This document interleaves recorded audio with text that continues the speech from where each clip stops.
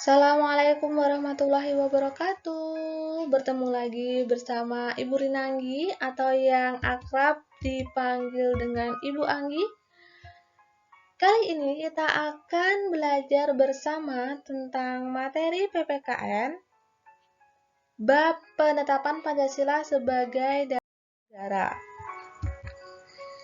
Sebelum lanjut ke materi, pastinya kita akan bertanya-tanya dalam benak kita tentang apakah yang terjadi setelah perumusan Pancasila dalam sidang BPUPKI, yang mana kemarin telah dibahas dirumuskan oleh 3 tokoh, yaitu siapa saja?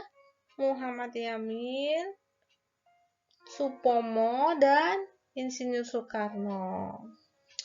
Kali ini yang akan kita dalami bagaimana proses penetapan Pancasila sebagai dasar negara, kemudian bagaimana pentingnya Pancasila sebagai dasar negara. Kita masuk ke materi ya. Kekalahan Jepang dalam Perang Dunia Kedua membuka kesempatan bagi bangsa Indonesia untuk mempersiapkan kemerdekaan bangsa Indonesia. Pada tanggal 7 Agustus, BPUPKI dibubarkan oleh Jepang. Sebagai gantinya, dibentuklah Panitia Persiapan Kemerdekaan Indonesia atau PPKI. PPKI beranggotakan 21 orang yang diketuai oleh Insinyur Soekarno dan wakilnya adalah Dr. Andes Muhammad Hatta. PPKI yang dibentuk oleh Jepang kemudian ditambah anggotanya secara diam-diam 6 orang. Jadi, totalnya berjumlah 27 orang. Perubahan keanggotaan PPKI ini memiliki nilai strategis karena PPKI murni dibentuk bangsa Indonesia untuk mempersiapkan kelahiran Negara Kesatuan Republik Indonesia.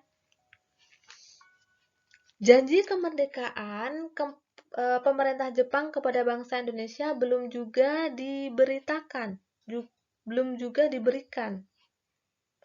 Para pendiri negara berencana untuk memproklamasikan kemerdekaan Indonesia pada tanggal 24 Agustus.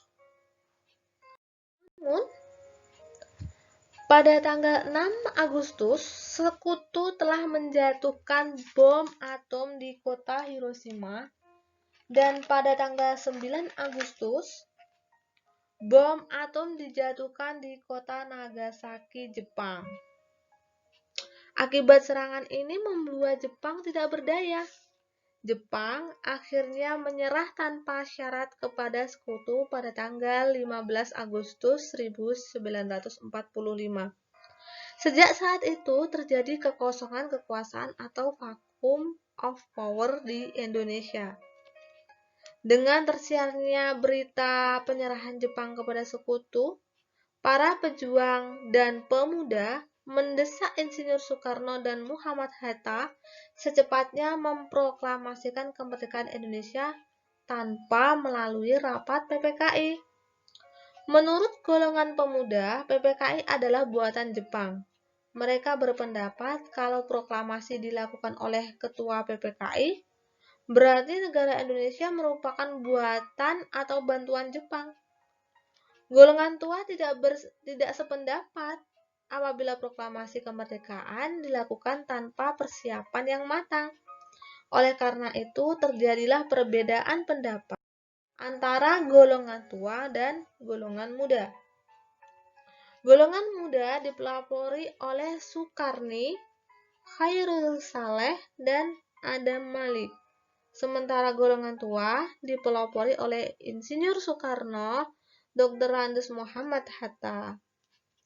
Pada tanggal 16 Agustus 1945, dini hari para pemuda membawa Insinyur Soekarno beserta Nyonya Fatmawati dan Guntur Soekarno Putra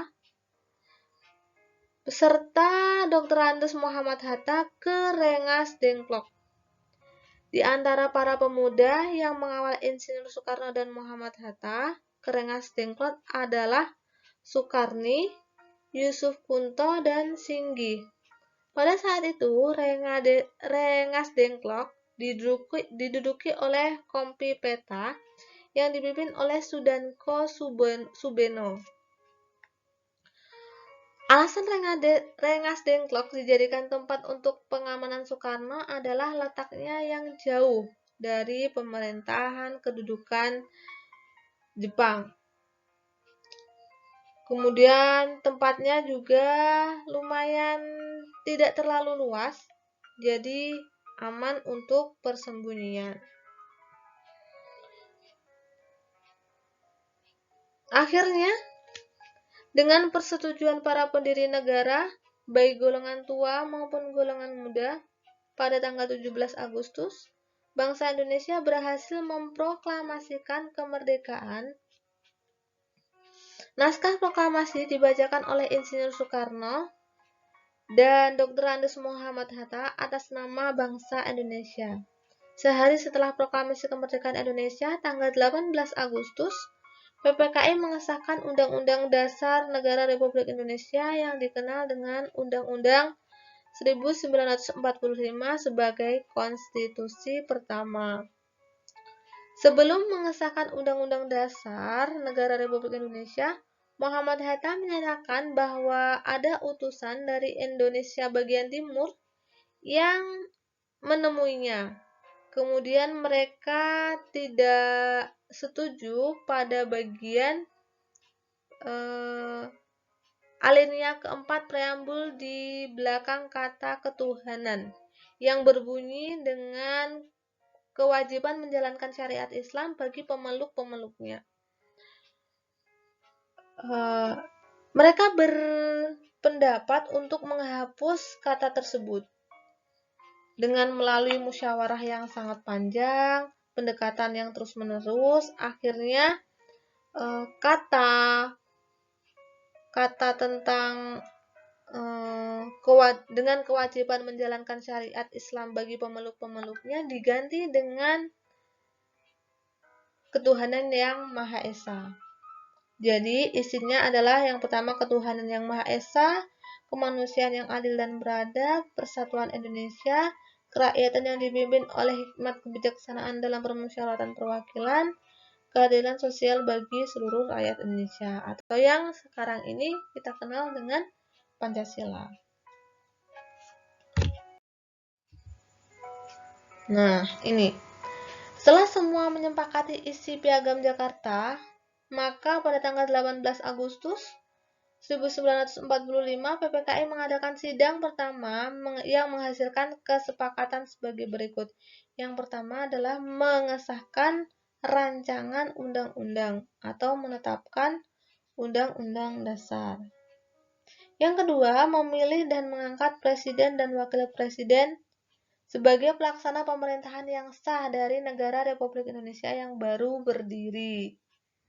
Selanjutnya, PPKI memilih dan mengangkat Insinyur Soekarno sebagai presiden serta Muhammad Hatta sebagai wakil presiden.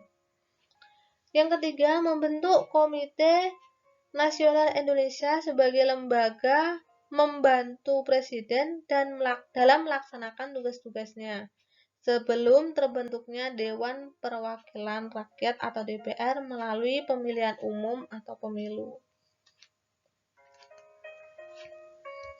Lanjut, pada tanggal 19 Agustus 1945, Presiden memanggil anggota PPKI yang muda dan pemuda, untuk mengadakan sidang PPKI kedua. Hasil sidang kedua PPKI tersebut adalah membentuk Komite Nasional Indonesia Pusat atau KNIP. Yang kedua, merancang pembentukan 12 departemen untuk menunjuk para menterinya. Yang ketiga, menetapkan pembagian wilayah Republik Indonesia menjadi 8 provinsi, yaitu Sumatera Barat, Jawa Barat, Jawa Tengah, Jawa Timur, Sunda Kecil, Kalimantan, Sulawesi, Maluku, dan Irian. Sekaligus menunjuk gubernur-gubernurnya.